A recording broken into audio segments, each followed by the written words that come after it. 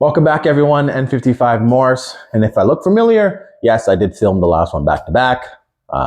Yes, call me cheating, but here we go. Today, we're gonna talk about the big question that's always been asked in probably all the forums, all the Facebook pages and in person. Is it MHD or boot mod or BM3 better for your car? Specifically, I'll touch mostly on the feature side on the N55 EWG platform, because of course, that's what I have.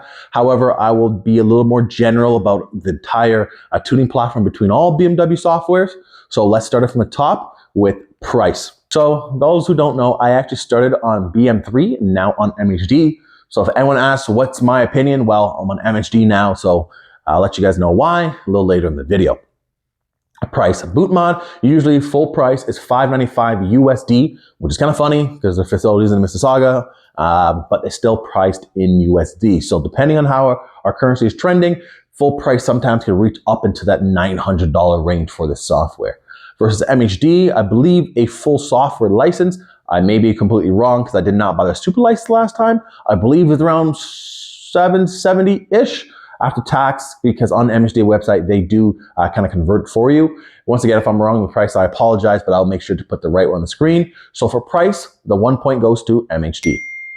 One thing to note that I realized while editing, when you do buy MHD Super License, it comes with all the map packs up front. So that's stage 1, stage 2, and beyond. However, if you only need it for custom tune like me, you do not have to get the Super License, and that is a little bit cheaper in that $700 range, as I was bringing up within the video to save some money. Boot mod, you do have to buy an additional map pack for $50 US to unlock the rest of the tuning maps. However, you can pick up your license used for in around $300 US. However, I'll stand by my pick with MHD for the winner of the price segment. Hurdle number 2. Connectivity, and specifically connectivity speed and the ease of the options. So about 3-4 years ago, when I first flashed this car in boot mod, October 2021, everyone had the DCAN or the eNet cable, and which is funny enough, what I still use to this day. I still find it the most reliable over Wi-Fi adapters, Bluetooth adapters. This is what I stick to. So both MHD and boot mod can connect with those. Boot mod has their own specifically OBD2 Wi-Fi adapter, and so does MHD. The prices are both relatively cheap of them, so I will not discuss that. However, I've had so many issues with BM3 regarding connectivity to this car. I also do have a mesh system that has some CAN bus integration, so I don't know if the connection gets lost in connectivity and searching, but there's many of times I went back and forth with support of how to connect this car to it. However, when they first launched in 2021, I never had an issue. It's only unfortunately recently, which then I switched to MHD. MHD is only a phone connectivity versus boot mod. You can use a laptop.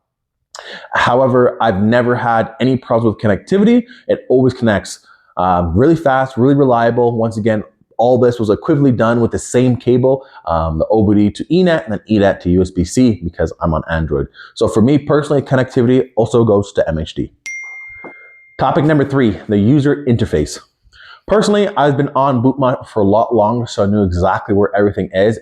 And with MHD, I have to kind of relearn it. However, I do find boot mod a little more straightforward of what to do, and little prompts of telling you how to move the apps and the gauges around inside the app, as well as find your min and maxes, set up certain parameters. For example, as you know, the parameters between temperature, speeds, and pressures, boot mod lets you individually select what parameter you like to use. So of course in Canada, I use kilometers per hour. However, I'm a little better reading pressures in PSI versus MHD is almost up as a preset package. So they'll say kilometers an hour, PSI, and then atmospheric, or Fahrenheit, or then PSI, kilometers per hour, and then Celsius. So certain things like that give you that much more edge of user interface comfortability and uses with boot mod. So for this point, I have to give it to boot mod.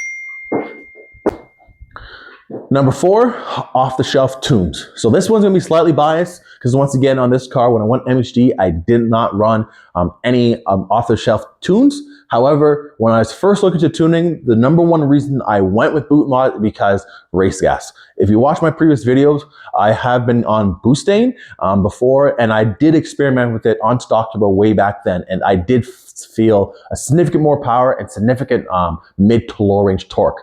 I remember I was on stock old crappy Bridgestone run flat tires, and off the rip I was able to kind of slide and spin all 4 tires because this had race gas map. On MHD you're only able to get up to 95 octane, so I don't really see the point of that. If personally I already have 94 octane, so I'll just use a 93 map. And as well as people on ethanol, you can run up to E30 in boot mod and E20 on MHD.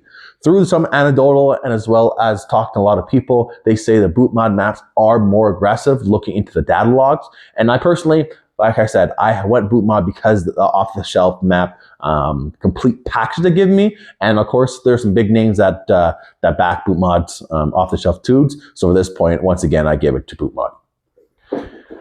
And the rifle next step, after off-the-shelf tunes, next point is custom tuning. So in custom tune, there are simple requests you could drop down to see who can tune your car. They have almost a little information screen, and they say this person can do it, this person can do it, etc., etc., etc., which I find really nice. However, kind of pointless because you're not just going to pay some dude around the world to tune your car and he doesn't even know you. You're probably going to set up emails, so on and so forth. However, loading a custom tune from boot mod is a lot easier. After your tuner has sent you a updated map, on your email it'll say a map request has been updated. Go into your maps, you click the cloud icon, and it automatically generates your new updated map. Change your burbles and so on and so forth, and boom, it's ready to launch. MHD is a little more technical, I would say, but not really. After a map is completed, the tuner will actually email it to you.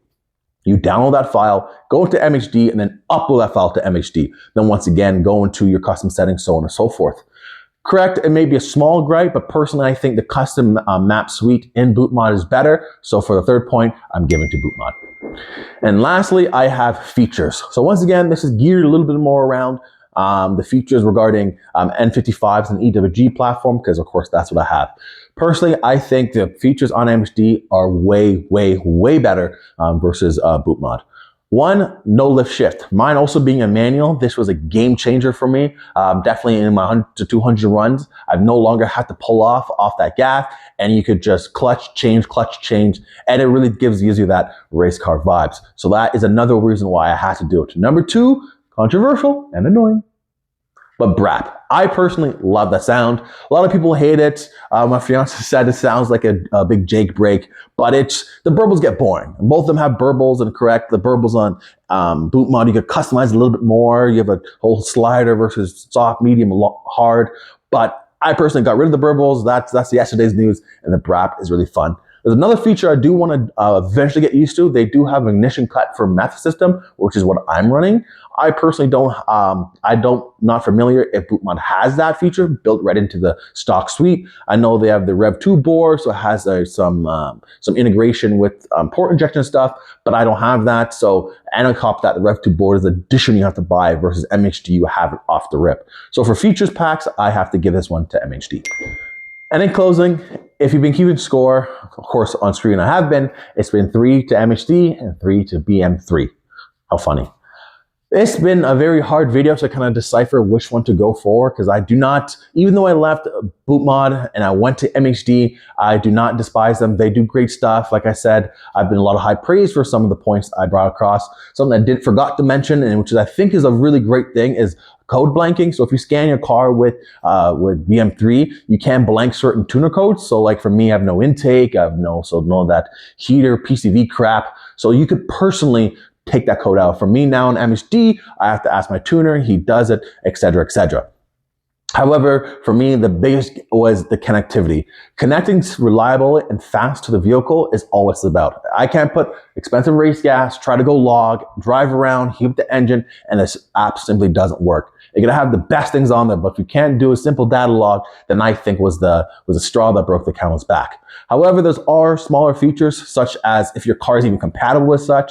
I know MHD has N13, so more people in Europe, but they don't have N20, which only is on boot mod, and then N55 EWG is on both, but if you have an F series PWG, it's only on boot mod. If you have E series, only on MHD, so on and so forth. So sometimes your decision is kind of made for you because you have no other choice. However, please take my advice with a grain of salt and really look into what you need for your car and make the decision, and happy tuning. So I'd like to thank everyone for another lovely video. I've been kind of sitting on this for a little bit because I know a lot of people asked about it, but I want to break it down well. However, I've now done my duty. So don't forget to like, comment, subscribe, and see you guys on the next one.